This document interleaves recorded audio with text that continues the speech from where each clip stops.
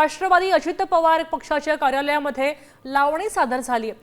दिवाळी मिलन कार्यक्रमामध्ये वाजले की 12चा ठेका धरला गेला आणि शहराध्यक्ष आणि इतर पदाधिकारी सामान्य कार्यकर्त्यांची दाद या लावणीला मिळाल्याचं पाहायला मिळतंय। लावणी सादर करणारी महिला पक्षाचीच पदाधिकारी असल्याचा दावा केला जातोय।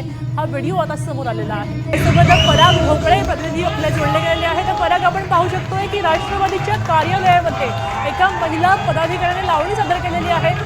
काय मतं व्यक्त केली जात आहेत, काय ह्याच्याबद्दल सांगता येईल अधिक?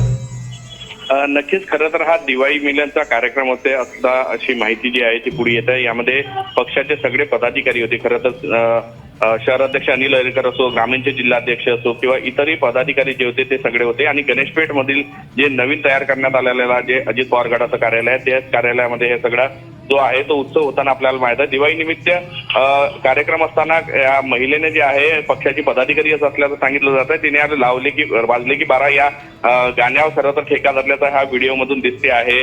मागे आपल्याला बॅनरमध्ये सुद्धा पाहायला मिळते की तिथे प्रफुल्ल पटेलांचा फोटो आहे, तटकरे साहेबांचा फोटो आहे आणि सगळ्या फोटो त्या समोरच बॅनर समोरच हे सगळं जे आहे लावणी साजरी होताना देत आहे। आणि ज्या पद्धतीने लावणी साजरी होते आहे ते कार्यालयामध्ये नेमकं दिवाळी मिलनाचा कार्यक्रम होता की आणखी काय होता अशा पद्धतीची आता चर्चा पाहायला मिळते। आणि त्या गाण्यानंतर दादही पाहायला मिळतात। तसेच महिला पदाधिकारी ज्या होत्या त्यांनी सुद्धा त्या महिलेचं कौतुक केल्याचं जे सुद्धा व्हिडिओ मधून सध्या दिसते आहे।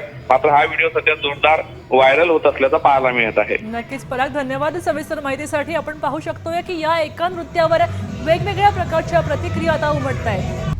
आता isakal.com आहे देशातील नंबर 1 ची मराठी न्यूज वेबसाईट। प्रत्येक अपडेटसाठी isakal.com ला नक्की भेट द्या।